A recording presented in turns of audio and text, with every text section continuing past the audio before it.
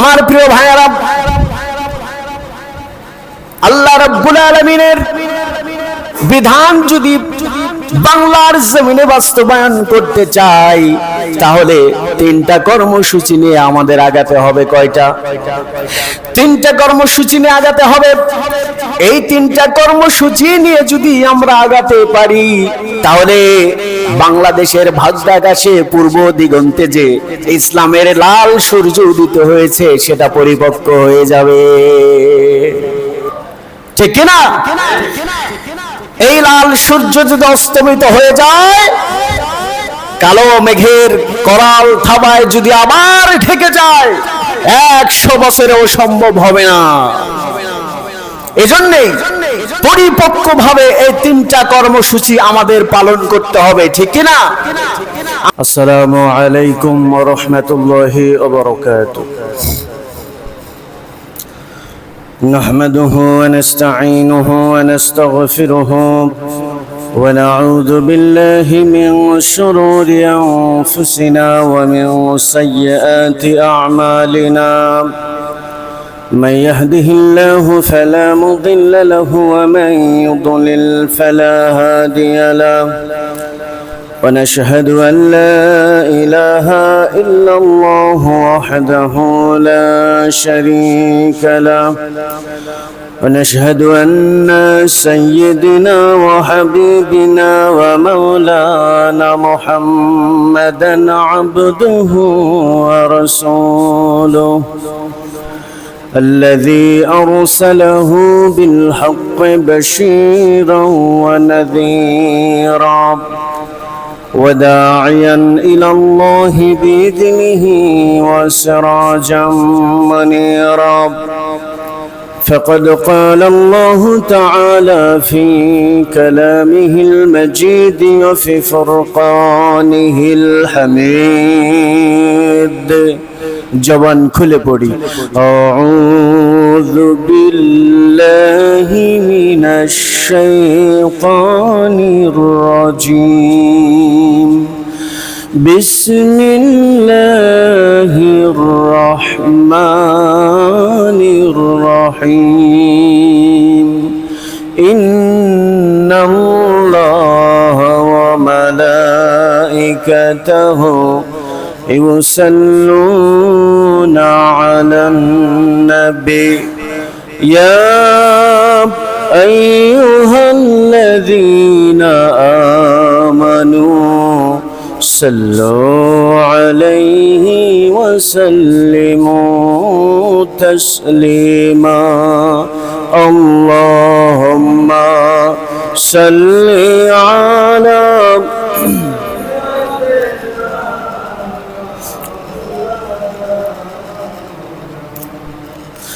وعلى آل سيدنا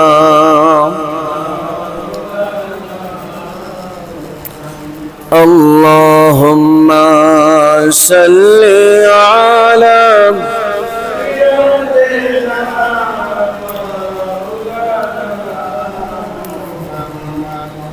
وعلى آل سيدنا.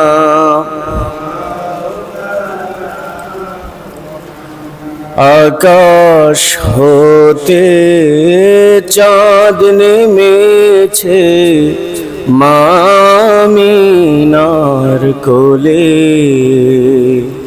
আধার রাতে উঠল যেন চাঁদের চিরাগ জেলে, চাঁদের চিরাগ জেলে। আল্লাহুম্মা সাল্লি আলা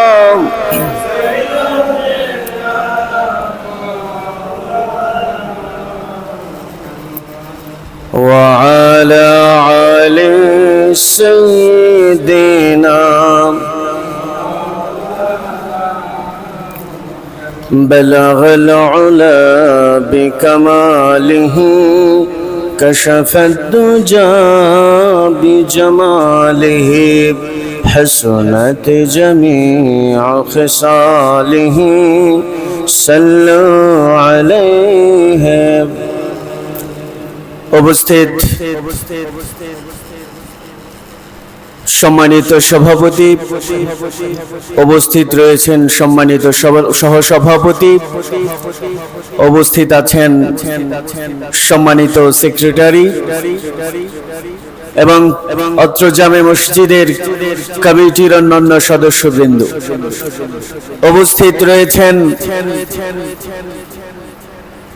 এই মসজিদের প্রাণ, আমার প্রাণ প্রিয় মুসল্লিবৃন্দ, সকলের প্রতি আমার আন্তরিক সশ্রদ্ধ সালাম।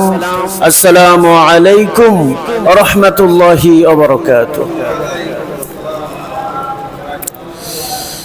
আমরা সর্বপ্রথম ওই মহান মনিবের দরবারে শুকরগুজার হচ্ছি যে মহান মনিব আমাদেরকে পবিত্র এই জুমার দিনে পবিত্র জায়গা মসজিদে এসে বসার তৌফিক দান করেছেন। পড়ি আলহামদুলিল্লাহ। মানবতার মুক্তির দিশারি আকায়ে নামদার তাজদারে মদিনা জনাবে মুহাম্মদুর রাসূলুল্লাহ সাল্লাল্লাহু আলাইহি ওয়াসাল্লামের উপর লাখ কোটি দরুদ ও সালাম পড়ি সাল্লাল্লাহু আলাইহি ওয়াসাল্লাম।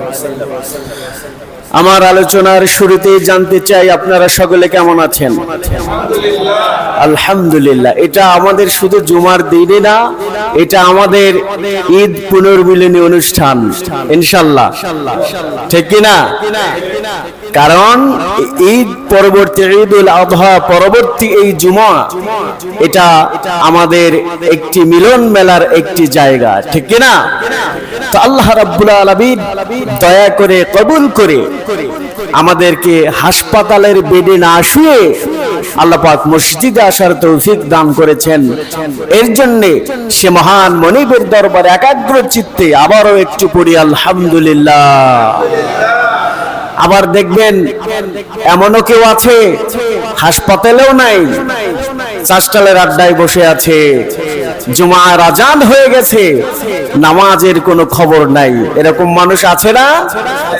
আল্লাহ পাক তাদের থেকেও ফারেক করে, তাদের দলভুক্ত না করে আল্লাহ পাক আমাদেরকে এখানে আসার তৌফিক দান করেছেন। এটা কত বড় যে নেয়ামত! আল্লাহু আকবার। আল্লাহ পাকের দরবারে শুকরিয়া আদায় করে শেষ করা যাবে না। বান্দা এক একটি কল্যাণকর কাজ যখন করার সুযোগ পায় আল্লাহর পক্ষ থেকে, এটা বান্দার জন্য সবচেয়ে বড় নেয়ামত। আমরা সকলেই মহান রবের করুণা প্রার্থী। ওই রবের করুণা ছাড়া কোনো কিছুই সম্ভব নয়। ওই রবের করুণা ছাড়া আপনি একটি কদম পা ফেলতেও আপনার সক্ষমতা নাই। ওই রব যদি চান তবেই না আপনি পা ফেলতে পারেন। রবের অগোচরে গাছের একটি পাতাও পড়ে না। সুবহানাল্লাহ। ওই রব আমাদেরকে সৃষ্টি করেছেন, শুধু সৃষ্টি করেই ছেড়ে দেননি, আমাদেরকে পথের দিশা দেওয়ার জন্য যুগ যুগ ধরে নবী রাসূল প্রেরণ করেছেন, আসমানি কিতাব প্রেরণ করেছেন বলি সুবহানাল্লাহ। আল্লাহ রাব্বুল আলামিন বান্দাকে বড় আদর করে সৃষ্টি করেছেন। তাকে কি জাহান্নামে দেওয়ার জন্য? অবশ্যই না। আল্লাহ পাক চান বান্দা যাবে জান্নাতে। এজন্যই তো পথের দিশা দেওয়ার জন্য আল্লাহ পাক নবী রাসূল প্রেরণ করেছেন, নাজিল করেছেন আসমানি কিতাব। সুবহানাল্লাহ। সেজন্য রবের দেয়া বিধান আমাদের পালন করতে হবে, ঠিক কিনা? রবের দেয়া বিধান যদি আমরা প্রতিটা কর্মক্ষেত্রে যদি পালন না করি, প্রতিটা কর্মক্ষেত্রে আমরা ধরা পড়ে যাব। একটা ডিভাইস, একটা মোবাইল কোম্পানি যখন তৈরি করে, ওই মোবাইলটা কিভাবে চালাতে হবে একটা গাইড বুক নাই? গাইড বুক রয়েছে, এভাবে অন করতে হবে, এভাবে অফ করতে হবে, সেটিংটা এরকম আছে না? তো আল্লাহ রাব্বুল আলামিন মানুষ নামক যন্ত্র তৈরি করলেন। সে মানুষ কিভাবে চলবে, কিভাবে সে তার জীবন পরিক্রমা অতিক্রান্ত করবে, তার বিধান দেবেন না, এটা হতে পারে না, ঠিক না? এই মানব গোষ্ঠী কিভাবে চলবে, কিভাবে চললে সে এই জগতে শান্তি পাবে, আখিরাতে কল্যাণকর এবং শান্তিময় জায়গায় অবস্থান করবে। এই পথের দিশা দেওয়ার জন্যই আল্লাহ পাক নাজিল করেছিলেন কোরআন। এই কোরআনের অনুসরণ আমাদের করতে হবে। এই কোরআনের অনুসরণ যদি আমরা না করি, তাহলে প্রতিটা কর্মক্ষেত্রে আমরা ধরা পড়ে যাব। দুনিয়াতেও অশান্তি, আখিরাতে তো আছেই, ঠিক না? প্রিয় ভাইয়েরা, আমার প্রিয় মুসল্লিবৃন্দ, আমাদেরকে কয়েকটা কর্মসূচি নিয়ে সামনে আগাতে হবে। আজকে সেই কয়েকটা কর্মসূচি বলেই আমরা আলোচনা ইতি টানবো বিমাশিয়াতিল্লাহি তাআলা। আমরা বলি আমিন। আমরা কোরআনের বাইরে কোনো কথা বলবো না। আমি শুরুতেই বলেছি এ মানব গোষ্ঠী কিভাবে পরিচালিত হবে এর গাইড বুক আল্লাহ পাক দিয়েছেন। দুনিয়াতে কিভাবে চলবে, আর এই দুনিয়াটাই হচ্ছে চাষাবাদের জায়গা। এই দুনিয়াতে যদি ভালো ফসল ফলাতে পারেন, আখিরাতে ফল খাবেন, আর যদি সেটি না হয় জাহান্নামের জাক্কুম ফল খেতে হবে, ঠিক কিনা? আমার প্রিয় ভাইয়েরা, তাহলে তিনটা কর্মসূচি কি আল্লাহ রাব্বুল আলামিন কোরআনুল কারীমের মধ্যে বলেছেন, এই তিনটা কর্মসূচি তোমরা নাও, বিজয় সুনিশ্চিত হয়ে যাবে। প্রথম নম্বর কর্মসূচি হলো একতাবদ্ধ হতে হবে, এক হতে হবে, কোন প্রকারের মতো পার্থক্য করা যাবে না। আল্লাহর রজ্জুকে আঁকড়ে ধরতে হবে। আল্লাহ পাক বলেছেন, ওয়াতাসিমু বিহাবলিল্লাহি জামিআ, ওয়াতাসিমু জুমার সিগা, তোমরা আঁকড়ে ধরো, বিহাবলিল্লাহ, আল্লাহর রশি। এখন প্রশ্ন করতে পারেন, আল্লাহর কি রশি আছে? আল্লাহর কি দড়ি আছে যে দেখা যায় ধরবো? আল্লাহর রশি হচ্ছে আল্লাহর কোরআন। সুবহানাল্লাহ। একত্রভাবে তোমরা আঁকড়ে ধরো, এক হয়ে যাও, কোন প্রকারের মতভেদ করো না। ওয়ালা তাফাররাকু, কোন প্রকারের মতভেদ করো না। কোরআনুল কারীমের মধ্যে দুটো জায়গায় আল্লাহ রাব্বুল আলামিন মত পার্থক্য করতে নিষেধ করেছেন। তার মধ্যে এখানে একটি, এখানে একটা কথা, সেটা হলো একত্র হওয়ার ব্যাপারে কোনো মত পার্থক্য করা যাবে না। ওয়ালা তাফাররাকু। আর দ্বিতীয় জায়গা আল্লাহ রাব্বুল আলামিন বলেছেন, দিন প্রতিষ্ঠার ব্যাপারে কোনো প্রকারের মত পার্থক্য করা যাবে না।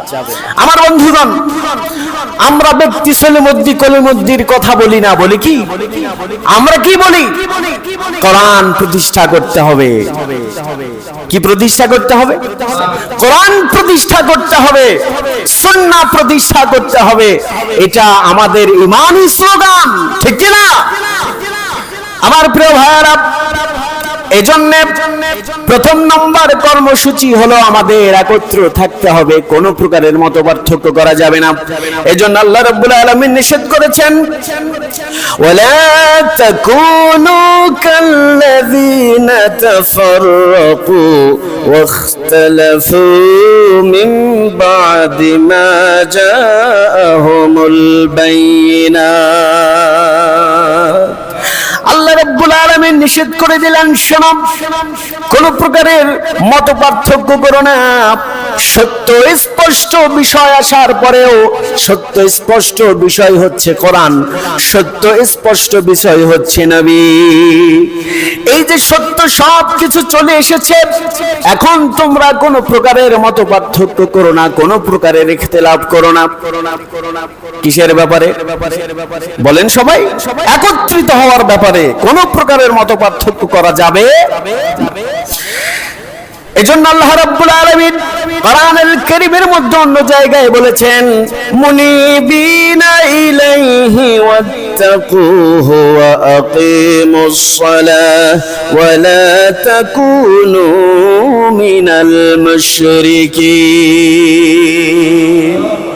তোমরা ধাবিত হও আল্লাহর দিকে, সুবহানাল্লাহ, আর তাকে ভয় করো। এই যে আল্লাহর দিকে ধাবিত হওয়ার কথা আল্লাহ রাব্বুল আলামিন বলেছেন, এরপরে আবার বললেন ভয়ের কথা। এরপরে আল্লাহ রাব্বুল আলামিন যে ইবাদতের কথা বলেছেন সেটা হলো ওয়াকিমুস সালাত, নামাজ প্রতিষ্ঠা করো। সুবহানাল্লাহ। এই নামাজ এমন একটি ইবাদত, কোন মানুষ যদি আল্লাহকে ভয় করে, কোন মানুষ যদি আল্লাহর দিকে ধাবিত হয়, এই দুটো বিষয়টা তার মধ্যে বাহ্যিক ভাবে তখনই দেখতে পাবো যখন সে নামাজি হয়ে যায়। সুবহানাল্লাহ। যদি সে নামাজ না পড়ে, বুঝতে হবে তার মধ্যে যা কিছু আছে সবকিছু বকধার্মিক, ঠিক কিনা?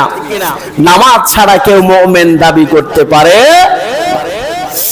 এরপর আল্লাহ রাব্বুল আলামিন বলেছেন ওয়ালা তাকুনু মিনাল মুশরিকিন, আর তোমরা মুশরিকদের মতো হয়ো না। সুবহানাল্লাহ। কোন মুশরিক? যারা নাকি কি করে, মিনাল্লাযীনা ফাররাকু দীনাহুম, যারা তাদের দ্বীনের ব্যাপারে মতপার্থক্য করে, ওই সমস্ত কাফেরদের মতো তোমরা হয়ো না। আল্লাহ বলেছেন। কে বলেছেন? যেমন ধরুন হিন্দুদের দেবতা কি একটা? অনেক না? এই যে মত পার্থক্য করেছে। আর আমাদের রব কয়টা? একটু জোরে বলেন, কয়টা? আমাদের রব একটা। সুতরাং আমরা ওই এক রজ্জু আল্লাহর রশিকে আঁকড়ে ধরবো ইনশাআল্লাহ। আমার প্রিয় ভাইয়েরা, এরপরে আল্লাহ রাব্বুল আলামিন বান্দার সব অবস্থা জানেন। আল্লাহ পাক এবার ইন্ডিকেট করতেছেন এই যে মতপার্থক্য কেন সৃষ্টি হয় শোনো। কি জন্য মতপার্থক্য তোমাদের মধ্যে সৃষ্টি হয় শোনো। আল্লাহ রাব্বুল আলামিন বলেছেন ওয়া মা তাফাররাকু ইল্লা মিন বা'দি মা জাআহুমুল ইলমু বাগয়াম বাইনাহুম, তোমাদের মধ্যে হিংসা বিদ্বেষ, বুঝি ভালো করে, তোমাদের মধ্যে হিংসা বিদ্বেষের কারণে এই মতভেদের সৃষ্টি হয়, ঠিক কি না? আজকে আমরা যদি হিংসা বিদ্বেষ ভুলে যেতে পারতাম তাহলে আমাদের মধ্যে এত দলাদলি হতো না। আমি ঠিক বললাম নাকি ভুল? আল্লাহ পাক মূল জায়গায় আঘাত করেছেন যে শোনো, এই যে তোমরা মত পার্থক্য করো, এটা কেন সৃষ্টি হয়? এটা হচ্ছে তোমাদের অন্তঃকরণের মধ্যে যে বিদ্বেষ রয়েছে, যে হিংসাত্মক মনোভাব রয়েছে, এটার কারণেই এই মতভেদের সৃষ্টি হয়। সুতরাং এখান থেকে কি শিক্ষা নিতে পারি? এখান থেকে শিক্ষা নিতে পারি যে আমাদের অন্তঃকরণে যত প্রকারের হিংসা আছে, যত প্রকারের বিদ্বেষ আছে, সব আমরা ম্লান করে দিব। পারবো না সবাই? এই হিংসা বিদ্বেষ যদি দূরীভূত হয়ে যায়, এই সমাজটা সোনার সমাজে রূপান্তরিত হয়ে যাবে, ঠিক কি না? একে অপরের প্রতি মহাব্বত বাড়বে। আমাদের মধ্যে হিংসা বিদ্বেষের কারণে এক ভাই যদি আল্লাহ তাআলা একটু উপরে উঠায়, ওর ঠ্যাং ধরে নামাতে থাকি, কখন নামানো যায়? আছে না নাই? অথচ আপনি মুমিন হিসাবে আপনার উচিত ছিল আমার ভাইকে আল্লাহ রব্বুল আলামিন বড় করতেছেন, রব্বুল আলামিন আমার ভাইকে তুমি আরো বড় করো। এই তো আটি করলে আপনার কি ক্ষতি হবে না লাভ হবে? কি হবে? আর যদি হিংসা করেন, বিদ্বেষ পোষণ করেন অন্তঃকরণে, তাহলে দেখা যাবে আপনার রোগ হয়ে যাবে। কারণ অন্তরে যদি জ্বালা থাকে, এর প্রভাব দেহের মধ্যে পড়ে নাকি পড়ে না? মেডিকেল সায়েন্স এটাই বলে। মনের বিষয়টা হচ্ছে বড় জিনিস। মন যদি কষ্ট থাকে, এর প্রভাব আপনার দেহে পড়বে। সুতরাং হিংসা বিদ্বেষ মানুষকে শুধু ইমানকেই জ্বালিয়ে দেয় না, মানুষের দেহটাও জ্বালিয়ে পুড়িয়ে ছারখার করে দেয়, ঠিক কি না? সুতরাং আমার প্রিয় ভাইয়েরা, আজকে আমরা এই স্লোগানে বিশ্বাসী যে আমরা কোনো বিদ্বেষ পোষণ করব না। ইনশাআল্লাহ বলি, একটু জোরে বলি ইনশাআল্লাহ। কোন প্রকারের বিদ্বেষ আমাদের মধ্যে থাকবে না। এটি যদি আমরা অন্তঃকরণের মধ্যে ধারণ করতে পারি, আল্লাহর কসম, আমাদের সমাজটা সোনার সমাজে রূপান্তরিত হবে। প্রতিটা জায়গায়, প্রতিটা ঘর উন্মুক্ত করে শুয়ে থাকবে, কোন প্রকারের চুরি ডাকাতিও হবে না। আমার প্রিয় ভাইয়েরা, এজন্যই দিনের মধ্যে যারা মত পার্থক্য সৃষ্টি করে তাদের থেকে দূরে থাকতে হবে। আল্লাহ পাক বলেছেন যারা এই মত পার্থক্য তৈরি করে তাদের থেকে তোমরা দূরে থাকো, আল্লাহ পাক নির্দেশনা দিয়েছেন। এটা হচ্ছে প্রথম নাম্বার কর্মসূচি। সময় কম, এজন্য পয়েন্টটাকে অল্প অল্প করে বলতে চাই। আল্লাহ রাব্বুল আলামিন আমাদেরকে বোঝার তৌফিক দান করে দেন বলে আমিন। এরপরে এই যে একত্র হওয়া, একত্র যে হব, এটার ভিত্তি আছে না? কথা বলেন সবাই। ভিত্তিটা কি? ভিত্তিটা হচ্ছে ঈমান। ভিত্তিটা কি? ঈমান। ঈমান যদি আপনার আব্বা আম্মার মধ্যেও না থাকে, দ্বীনের ক্ষেত্রে তাদের সাথে একত্র হওয়া যাবে বানায়া বলছি না। আল্লাহ রাব্বুল আলামিন সূরা তাওবার মধ্যে বলেছেন, ইয়া আইয়ুহাল্লাযীনা আমানু লা তাত্তাখিযু আবাআকুম ওয়া ইখওয়ানাকুম আউলিয়া ইন ইসতাহাব্বুল কুফরা আলাল ঈমান। আল্লাহ পাক বলেছেন তোমার আব্বা আম্মা এবং ভাই ব্রাদার যদি ঈমানের চাইতে কুফরিকে বেশি ভালোবাসে, তাদেরকে বন্ধু রূপে গ্রহণ করা যাবে না। সুবহানাল্লাহ। তার মানে বিষয়টা এমন নয় আপনি মুসলমান হয়েছেন, আপনার আব্বা আম্মা হিন্দু রয়েছে বা অন্য ধর্মের অনুসারী রয়েছে, তাদের সাথে খারাপ আচরণ করেন, বিষয়টা কিন্তু এমনটি নয়। আপনি অবশ্যই আপনার আব্বা আম্মার সাথে ভালো ব্যবহার করবেন, তারা যদি অন্য ধর্মের হয়, কিন্তু দ্বীনের ব্যাপারে তাদের সাথে একত্র হওয়া যাবে না।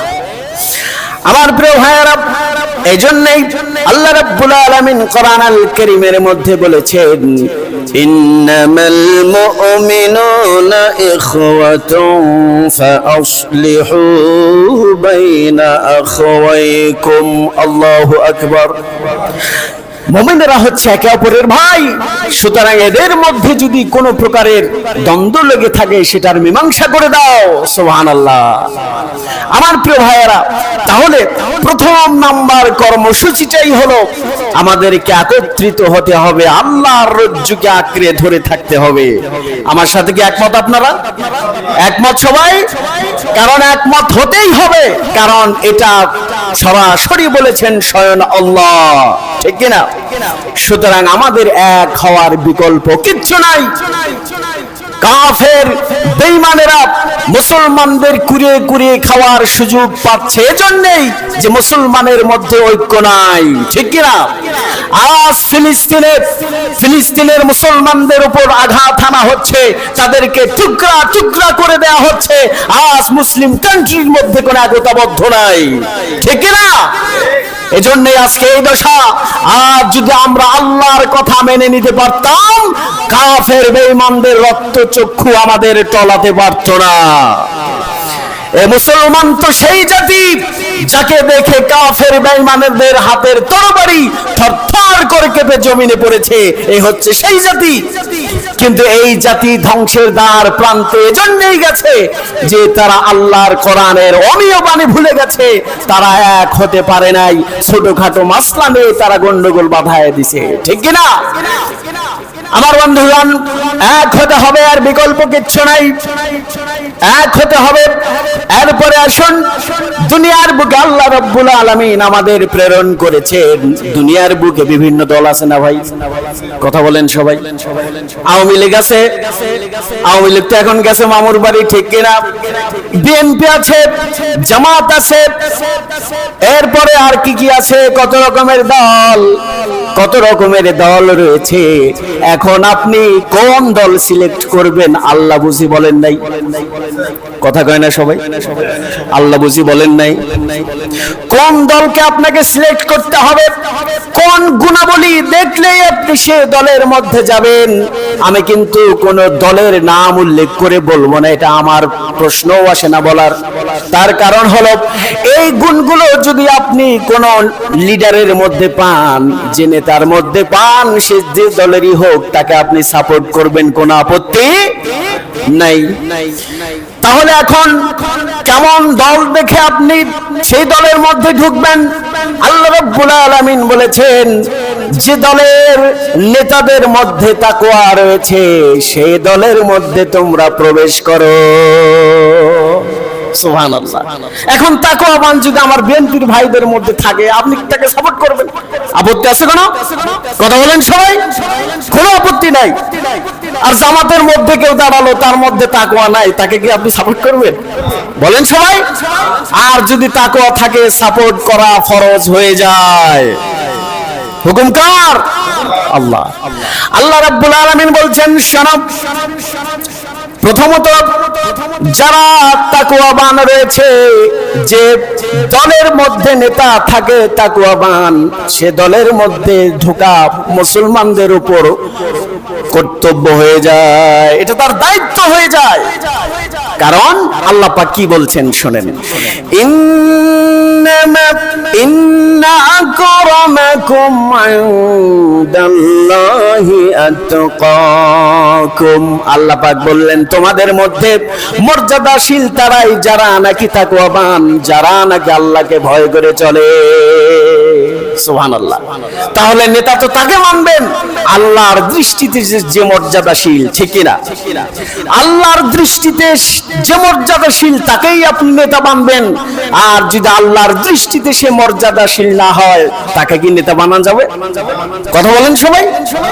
সুতরাং মুমিন হিসাবে আপনি যখন নেতা সিলেক্ট করবেন, নেতা যখন আপনি সিলেক্ট করবেন, আপনি যখন বাছাই করবেন, তখন আপনাকে অবশ্যই দেখতে হবে নেতার মধ্যে তাকওয়া আছে কি নাই। নেতার মধ্যে যদি তাকওয়া না থাকে, ওই নেতা ধরার দরকার নাই, ঠিক কিনা? তার কারণ হলো এই নেতাগুলোই কিয়ামতের ময়দানে নেতা হবে। আর এই নেতারা যদি জাহান্নামে যায়, এই যে অনুসারী যারা, তাদের নিয়েই জাহান্নামে যাবে। সুবহানাল্লাহ। আপনি নামাজ পড়েন, ভালো কথা, তাসবিহ টেপেন, ভালো কথা, মাথায় পাগড়ি নেন, ভালো কথা, কিন্তু নেতা যদি ওইটা হয়, কোথায় যেতে হবে? কোথায় যেতে হবে? আপনারা বোধহয় রাগ করতেছেন। আমি কি বানায়া কথা একটাও বলছি নাকি কোরআন থেকে? কথা বলেন সবাই। কোরআন থেকেই বলা হচ্ছে। আমার প্রিয় ভাইয়েরা, দ্বিতীয় নম্বরে হচ্ছে, যে ব্যক্তিটি আমানতদার, যে নেতা আমানতদার, তাকেই নেতা মানতে হবে। আমানতদার বোঝেন তো? নির্বাচনের মৌসুম যখন আসে, কত প্রকারের প্রতিশ্রুতি দেয়, আর প্রতিশ্রুতি যখন দেয়, ওটা ওই নেতার জন্য আমানত হয়ে যায়। আরে বাবা, আমারে ভোট দাও, এই করব সেই করব, কি বলে, রোডের বদলে বাঁশ দেবো বলে না, এরকম বলে। কত প্রকারের প্রতিশ্রুতি সে দেয়। আর যখনই ভোটে সে জয়ী হয়, এই জনতা তো সরল সোজা জনতা, ঠিক কিনা? সরল সোজা মনে ভোট দেয়। এরপরে নেতার আর খবর থাকে না, জনগণ মরল নাকি বাঁচলো, নেতার আর কোনো খবর থাকে না, ঠিক কিনা? এদের স্লোগানটাই জানা এমন যে হাতে পায়ে ধরবো একদিন, নির্বাচনের আগের দিন, ঠিক কিনা? এই নীতিতে যারা বিশ্বাসী, বিশ্বাস করুন, এদেরকে যদি ক্ষমতায় বসান, পরিণতি ভালো হবে না, পরিণতি খারাপের দিকেই যাবে, ঠিক কিনা? গম পাস হবে, গম আর গরিব দুঃখীর ঘরে ঢুকবে না, গম ঢুকবে ওই রাঘব বয়েল যারা আছে না, তাদের পেটের মধ্যেই ঢুকবে, ঠিক কিনা? সুতরাং আমার প্রিয় ভাইয়েরা, যাদের মধ্যে আমানতদার আছে, তাদেরকেই নেতা বানাতে হবে। আল্লাহ পাক বলেছেন, ওয়ামা কানা লিনাবিয়্যিন আইয়াগুল্লা ওয়া মান ইয়াগলুল ইয়াতি বিমা গাল্লা ইয়াউমাল কিয়ামাহ। আল্লাহ পাক বলছেন, কোন নবীর জন্য শোভনীয় নয় আমানতের খেয়ানত করবে। আমানতের খেয়ানত করা কোন নবীর জন্য শোভনীয় নয়। আর যারা আমানতের খেয়ানত করবে, কিয়ামতের দিন ওটা নিয়ে তারা উঠবে, ওই বোঝা তাদের বহন করতে হবে। সুতরাং আমার প্রিয় ভাইয়েরা, তাহলে আমরা আগে দেখব তার মধ্যে আমানতদারিতা আছে কিনা। আমানতদারিতা যদি থাকে তাকে আমরা নেতা বানাবো, আর আমানতদারিতা যদি না থাকে তাকে নেতা বানানোর দরকার নাই। এরপরে আল্লাহ রাব্বুল আলামিন বলেছেন নেতা তাকে বানাতে হবে। শোনো, কাকে নেতা বানাতে হবে? যে নেতা বিপদ আপদে অনুসারীদের সাহস যোগায়।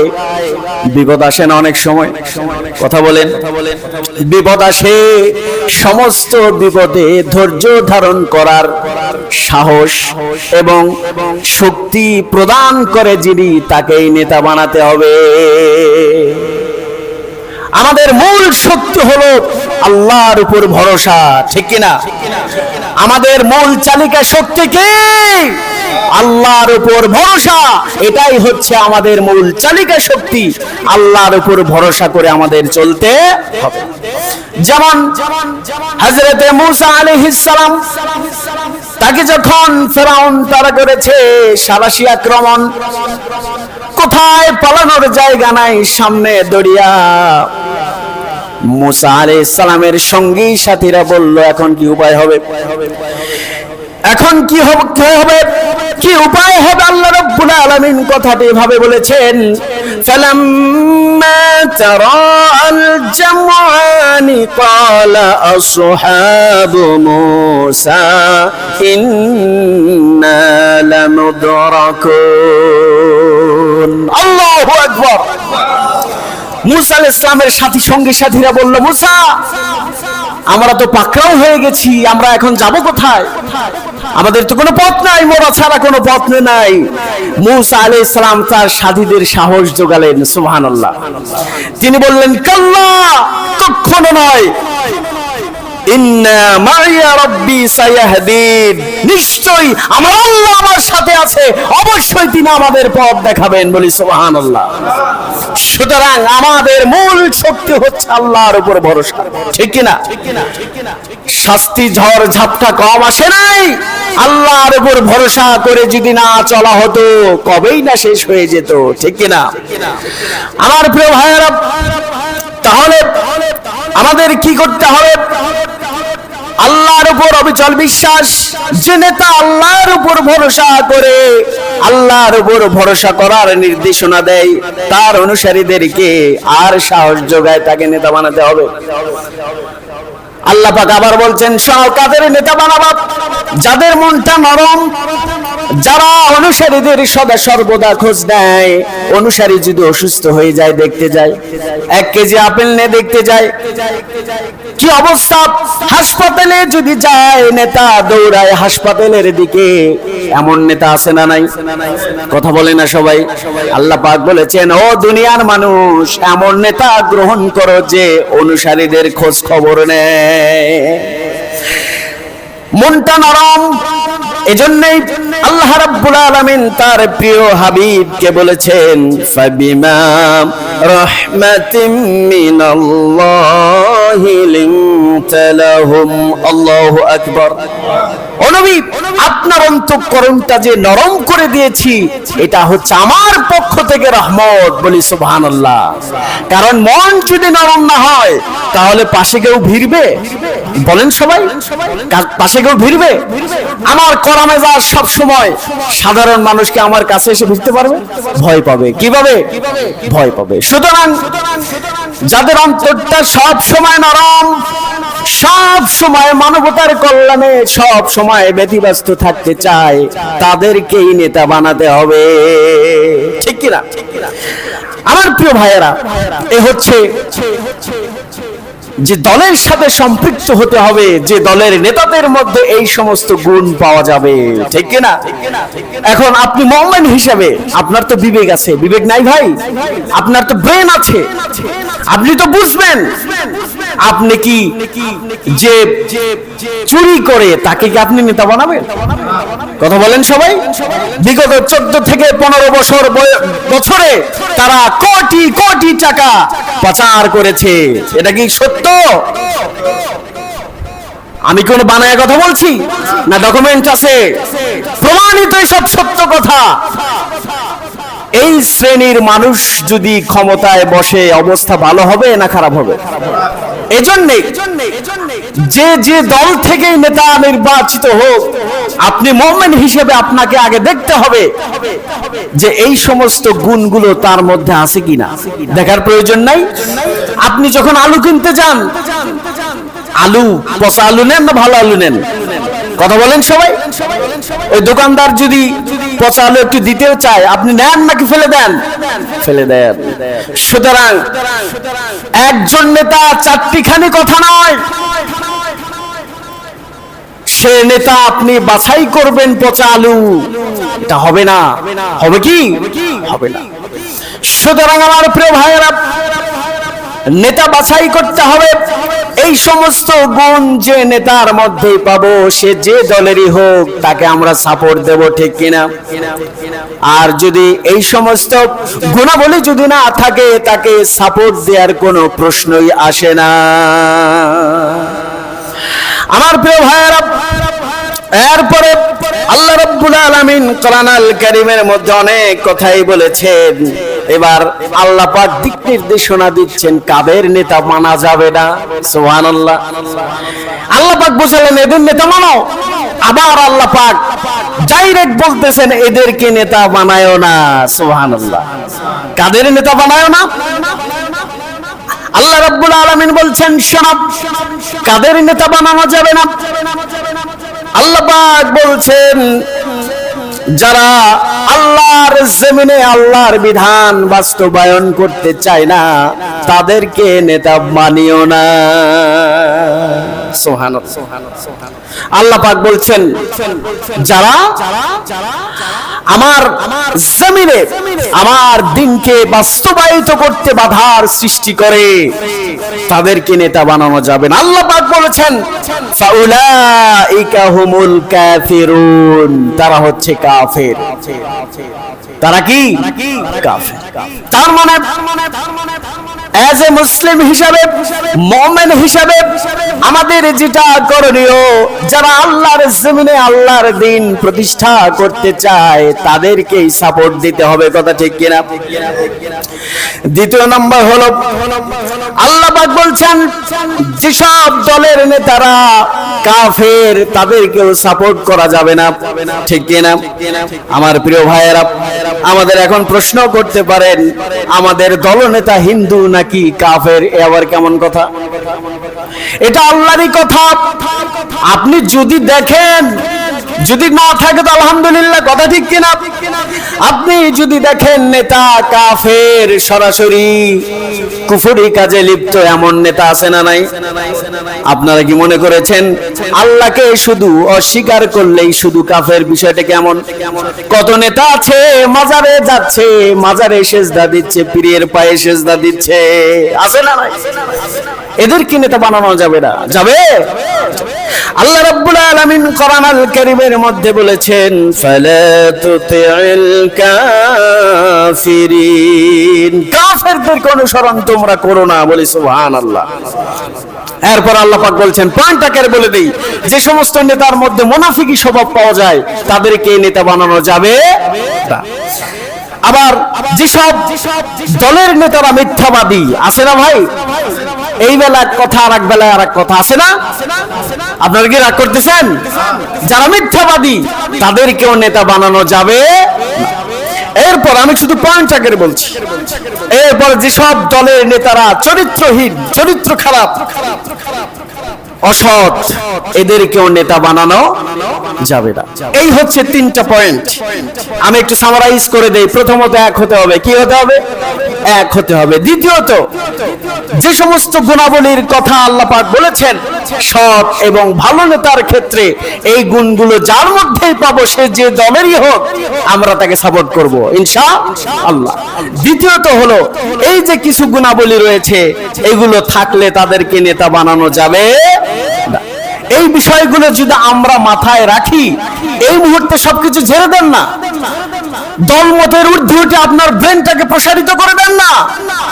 আল্লাহ পাক এই কথাগুলো বলেছেন, একটু করে দেখি না কি হয়, একটু করে দেখি না, একবার করে দেখান, দেখবেন কত শান্তি এ দেশের মধ্যে বিরাজ করবে ইনশাআল্লাহ। আল্লাহ রাব্বুল আলামিন আমাদেরকে আমল করার তৌফিক দান করে দেন বলে আমিন। ওয়া আখিরি দাওয়ানা আনিল হামদুলিল্লাহি রাব্বিল আলামিন।